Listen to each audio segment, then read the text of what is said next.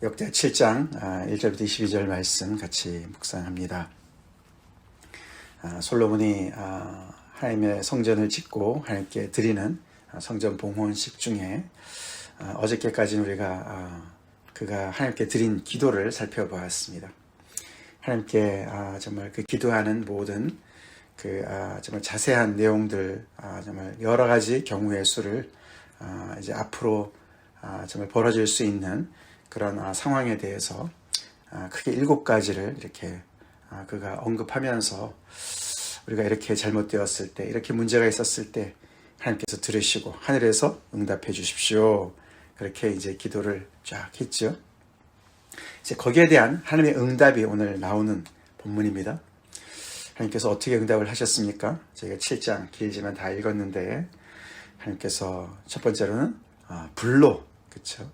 그 제단 위에 있는 번제물과 제물들을 사르셨습니다. 하늘에서 불이 내려와서 굉장한 그런 응답이죠. 마치 엘리야가 기도할 때 하나님께서 불을 내리셔서 제물을 태우셨듯이 솔로몬의 기도를 들으시고 불이 하늘에서 내려와서 그 번제물과 제물들을 살랐다. 그뿐만이 아닙니다. 여호와의 영광이 그 전에 성전에 가득하게 채웠다는 것이죠. 앞에서는 이제 그 언약궤를 모셔왔을 때 그런 일이 있었고, 그렇죠? 여기서는 또 여호와의 영광이 아마도 구름으로 이렇게 나타나셨는지 가득 채웠죠. 그래서 여호와의 전의 제사장들이 감히 들어갈 수 없을 정도로 그렇게 가시적으로 이렇게 하나님께서 응답을 해주셨습니다. 지금까지 솔로몬의 기도뿐만 아니라 또 이 성전 모든 것들을 다 하나님께서 받으신다는 응답이시겠죠? 그랬을 때에 그 모든 것을, 그 장면을 3절에 보면은 이스라엘 모든 자손들이 다 보고 있었어요. 그렇죠? 그들이 보고 거기서 그냥 소스라치게 정말 놀라서 기절을 해야 될 것 같은데 그러지 않고 그들은 그것을 보고서 땅에 엎드려서 하나님을 경배했다. 하나님께 감사했다. 더 나아가서는 하나님의 선하시도다. 하나님께서 선하시도다. 그의 인자하심이 영원하시도다. 그렇게 이야기를 했다. 찬송을 했다. 그렇게 얘기를 하고 있습니다.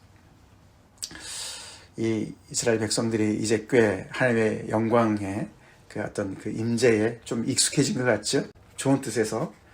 그래서 그런 하나님의 임재를 너무나 감사하며 하나님의 선하심을 또 하나님의 인자하심을 높이 정말 이렇게 찬양하는 그런 감사하는 경배를 드렸다. 그렇게 얘기를 합니다.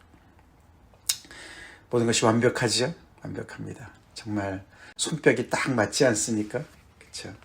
하나님께서 말씀하신 것을 다윗도 준비했지만 솔로몬 때 그것을 다 이제 이루고 그것을 하나님께 온전히 드리면서 그 정말 성전에 또 그런 정말 그 놀라운 그런 하나님의 그 정말 은혜를 또 알지만 하나님의 이름을 두시겠다고 약속하신 장소라고 또 알지만 그러나 동시에 하나님께서 여기에 계시지 않고 하늘에 계시는 것을 또 인정하면서 그렇지만 우리가 드리는 기도를 하나님께서 들어주십시오. 기도의 그런 초소로 삼아주십시오. 그게 간절한 기도를 하나님께서 이렇게 너무나 기꺼이 응답을 해 주셨습니다.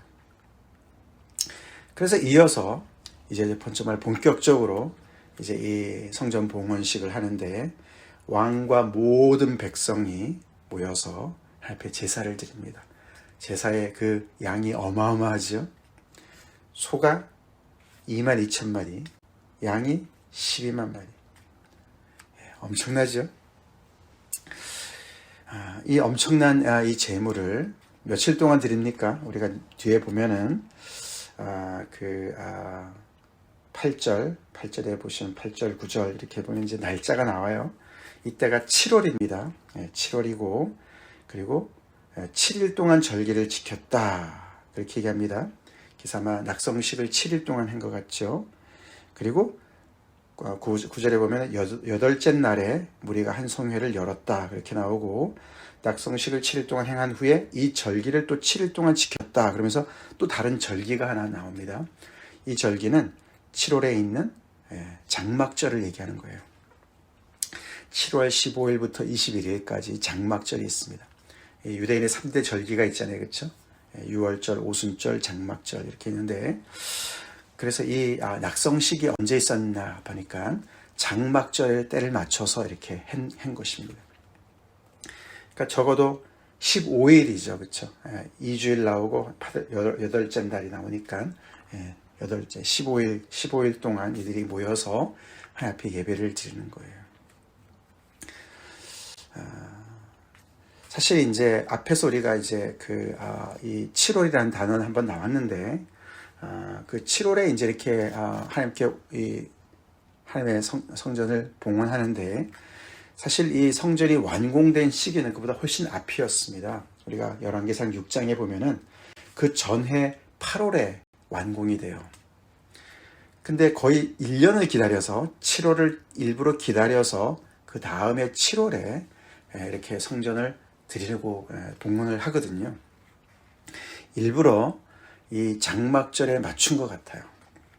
그러니까 이제 온 회중이 다 모여야 되니까 아마 3대 절기 중에 하나를 이제 생각을 한 것 같고, 그 중에서도 가장 기쁨이 넘치는, 감사와 기쁨이 넘치는 추수를 하고서 하나님께 이렇게 드리는 때 아닙니까, 장막절이. 그래서 7월로 잡은 것 같습니다. 그래서 이 보름 동안에 드린 이 제사의 제물의 양이 어마어마한 겁니다. 그 양이 너무 많아서 이게 좀 과장된 것이 아니냐, 이게 정말 시간적으로 가능한 것이냐, 뭐 이런 얘기도 하지만 그만큼 성대하게 하나님 앞에 제사를 드렸습니다. 그러면서 계속해서 왕과 모든 백성 계속 강조합니다. 왕과 모든 백성, 온 회중이, 또 온 이스라엘의 힘이 큰 회중이 계속 강조합니다. 역대하의 다른 주제예요. 강조 주제입니다. 역대하는 아무래도 이렇게 많이 나뉘어진 그런 상황 아닙니까? 흩어진 많은 백성들, 그래서 온 민족이 하나다, 남쪽 유다와 북이스라엘이 하나다, 그런 것들을 강조를 많이 하거든요. 그래서 거기에 함께 예배 드릴 때 제사장들은 제사장들의 직분을 하고, 레위 사람들은 또 무슨 일을 합니까? 여호와의 악기를 가지고 섰다. 그리고 제사장들이 나팔을 불었다. 그래서 다윗 때 세웠던 그런 찬양팀들도 함께 가세를 하고 이 제물을 드렸다는 것이죠.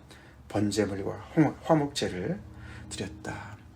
놋제단을 만들었지만 그 공간이 너무 부족해서 그 성전의 앞들을 또 이렇게 사용했다. 거룩하게 해서 사용했다. 이렇게 얘기를 합니다. 그러고 나서 7월 23일에 백성들이 이제 돌아갔다는 것이죠. 자기들의 각자의 집으로 돌아갔고, 그들이 돌아가면서 너무나 하나님의 그 크신 은혜에 감사함으로, 기뻐함으로, 즐거움으로 돌아갔다. 역대하의 또 다른 그런 강조의 내용입니다. 이들이 예배를 드리면서 의식적으로 정말 책임만 그냥 겨우겨우 그냥 드리는 것이 아니라, 그들은 예배를 드릴 때 항상 기뻐하는 마음으로 하나님께 드렸습니다. 즐거움으로 드렸습니다. 백성들이 다 보는 앞에서 이 성전을 하나님께서 받으시고, 거기에 불로 임하시고 하나님의 영광으로 임하셔서 하나님께서 함께 하신다는, 임재하시는 그런 초소로 확실하게 도장을 꽉 찍어주셨습니다. 그러니 얼마나 이 백성들이 기뻐했겠습니까? 그래서 자기 자신들이 드릴 최선의 예배를 함께 드린 것이죠. 온 백성이 왕과 함께 드렸습니다. 이스라엘의 역사의 정점이 아닐까 생각이 들어요. 그렇죠? 정말 너무나 복된 그런 시기죠. 우리도 하나님 앞에 그런 정말 하나님의 영이 충만한, 은혜가 충만한 예배를 드리고 떠날 때 마음이 기쁘지 않습니까? 그렇죠? 정말 하늘을 날아갈 것 같은 그런 기쁨, 꽉 찬 그런 기쁨, 만족, 그런 마음으로 떠난 것이죠, 이들이. 그 다음에 이제 이어서 11절부터 이제 하나님께서 또 다른 응답을 해주세요. 앞에서는 이렇게 불로 하나님의 영광을 임해 주셨는데, 그 뒤에 11절부터는 이제 거기에는 또 한 가지 이렇게 첨가된 내용이, 솔로몬이 여호와의 전뿐만 아니라 자신이 거할 왕궁 건축까지 다 마친 후라고 얘기를 합니다. 성전 왕궁이, 성전뿐만 아니라 왕궁 건축은 우리가 열왕기상에 보면 성전은 7년 걸렸는데 왕궁은 13년이 걸려요. 그러니까 이게 간단한 단어 같지만 13년의 시간이 지납니다. 그것을 마치고 솔로몬이 다 다 형통하게 다 이루었다. 본인의 마음에 생각한 것들을 다 이루었다라고 얘기한 다음에 그날 밤에 12절이죠. 하나님께서 솔로몬에게 나타나셔서 또 응답을 더 구체적으로 말씀해 주십니다. 솔로몬한테 얘기하시죠. 뭐라고 얘기하셨습니까? 내가 이미 내 기도를 듣고 이곳을 택하여 내게 제사하는 성전을 삼았다.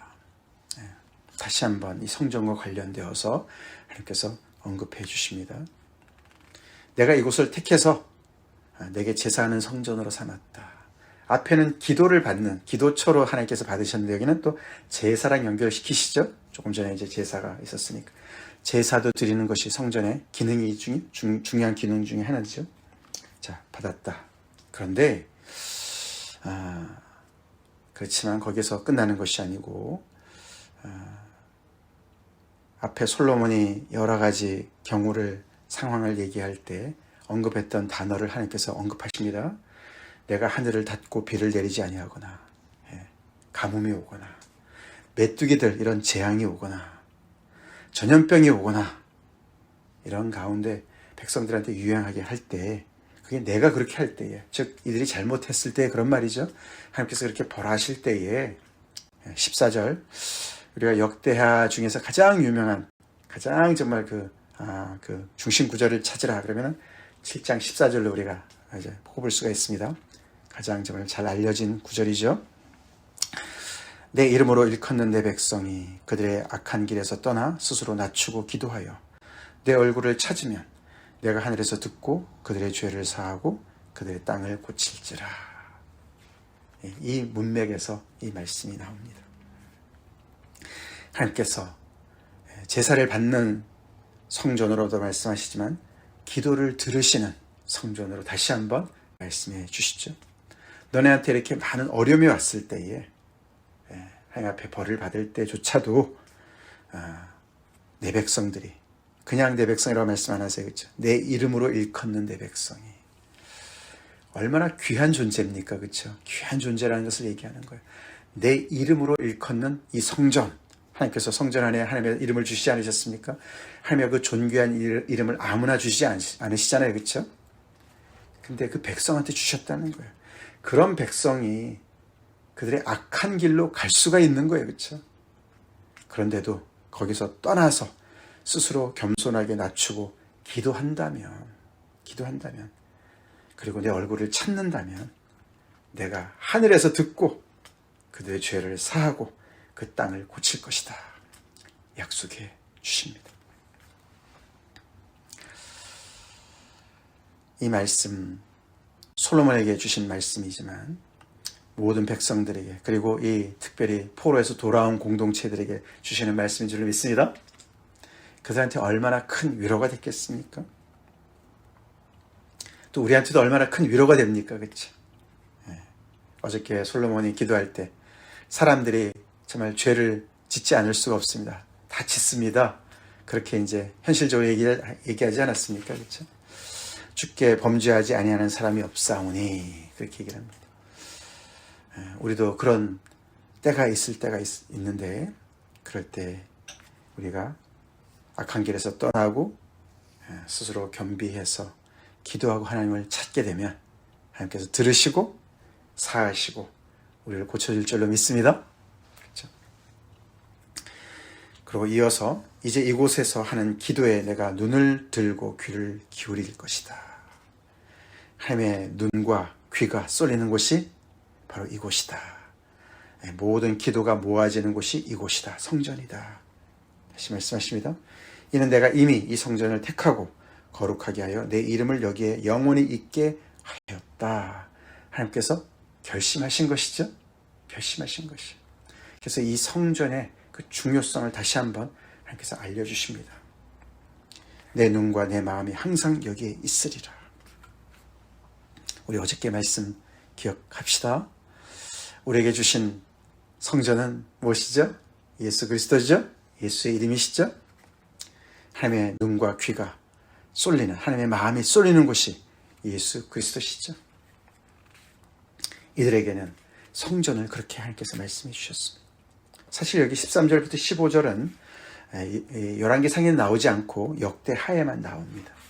그래서 특별히 포로에서 돌아온 이 공동체를 향한 하나님의 말씀입니다. 하나님께서 다시금 그들에게 하시는 말씀이죠. 그렇게 하나님께서 확실하게 말씀으로 다시 한번 솔로몬에게 응답을 하시고, 그 다음에 이 17절부터 22절까지 이 다윗의 왕조에 대해서 특별히 말씀을 하시고, 또 하나님의 이 언약, 다윗과의 맺은 언약에 대해서 하나님께서 영원히 함께 하시고 계속해서 정말 대가 끊어지지 않도록 해주시겠다. 근데 단 한 가지 조건이 있다. 그렇죠? 너네가 만일 너네가 이렇게 하면, 너네가 순종하면, 특별히 앞에서는 솔로몬한테 얘기하시죠. 내가 만일 내 앞에서 행하기를 내 아버지 다윗이 행한 것과 같이 행하면, 그게 조건이에요. 그렇죠? 그게 뭡니까? 아버지가 행한 것이 뭡니까? 내가 내게 명령한 모든 것을 행하여 내 율례와 법규를 지키면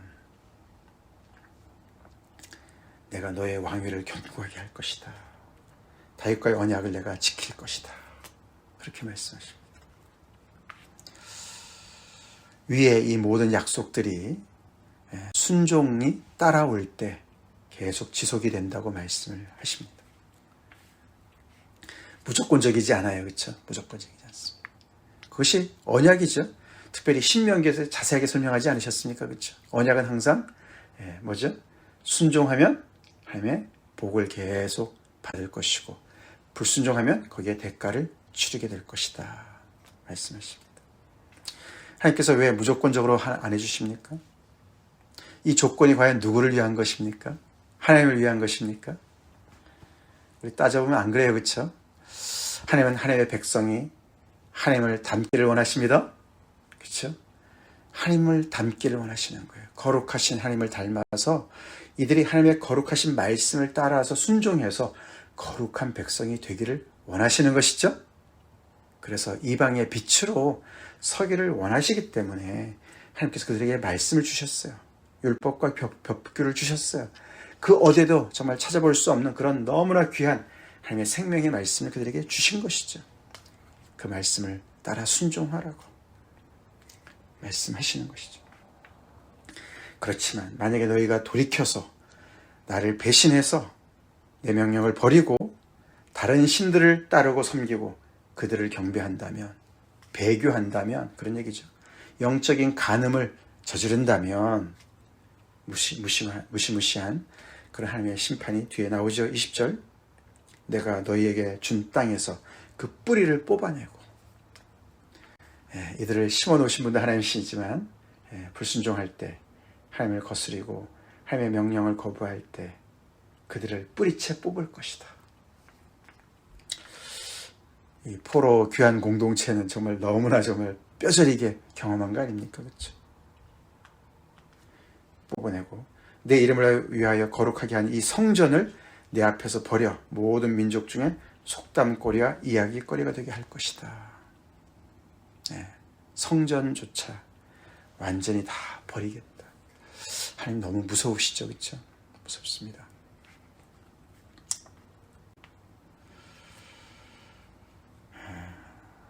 그만큼 지난주 말씀처럼 그렇죠? 균형 감각이 중요하죠? 좌로나 우로나 치우치지 않는 깨어있음이 너무나 중요하죠. 하나님을 믿는 것은 공식이 아니에요. 그렇죠? 공식이 아닙니다. 자율주행이 아니에요. 요즘에 뭐 자동차가 자율주행 많이 있는데 하나님을 믿는 것이 그냥 공식적으로 기계적으로 하는 것이 아니죠. 우리의 마음이 가야 되는 것이죠. 마음이 가야 되죠. 여기 역대하에서는 아까 다윗 내 아버지 다윗이 행한 것과 같이 하여 이렇게만 표현했지만 그 똑같은 이제 본문이 열왕기상에는 이렇게 나옵니다. 9장 4절, 열왕기상 9장 4절에 보면 내가 만일 내 아버지 다윗이 행함 같이 마음을 온전히 하고 바르게 하여 내 앞에서 행하며, 그 마음을 온전히 하고 바르게 하여가 빠져 있어요. 중요한데 이렇게 순종할 수 있는 것은 마음이 온전해야 돼요. 그렇죠? 이게 온전하다는 말은요 100% 그런 뜻이에요. 짜투리 마음이 아니라 100% 온전한 걸 얘기하는 거예요. 전부를 얘기하는 거예요. 마음이 이렇게 하나님께서 정말 이들을 이렇게 정말 언약적인 사랑으로 은혜로 대해 주시기 때문에 거기에 걸맞게 마음을 다해서 그분을 섬기는, 그래서 순종하는 그런 관계로 하나님께서 그 백성들이 서기를 원하시는 것이죠. 그렇게 설 때 그들은 정말 높은 곳을, 외주를 타는 고개사처럼 그렇게 높은 곳을 비상하는 그런 하나님의 백성들이 되는 것이죠. 거기서 삐끗하면 이렇게 떨어지는 것이죠. 우리 하나님을 잘 예배합시다. 하나님을 잘 예배합시다. 그렇게 해서 정말 너무나도 이들이 속담거리와 이야기거리가 될 것이다. 사람들이 물어보는데, 까닭을 물어볼 때 그 대답을 결국은 그들이 다른 신들에게 붙잡혀서 그것들을 경배하고 섬기고 그들을 구원하신 하나님을 그렇게 저버린 죄다. 이게 신들에게 붙잡혀서, 이 붙잡혔다는 얘기는요, 거기에 그냥 이렇게 매달려서 그런 뜻이에요. 창세기 2장 24절에 남자가 부모를 떠나 아내에게 연합하여, 그 같은 단어예요. 연합하여. 부부가 하나 되는 것을 표현할 때 쓰는 표현이에요. 이 백성들이 하나님을 버리고 다른 신들한테 마치 장가들듯이 연합해서, 그런 뜻이에요. 짝짝꿍이 돼서 그런 뜻이에요. 그러니까 하나님의 그 질투하시는 사랑으로 이들을 이렇게 벌하실 것이다 라고 경고를 하십니다.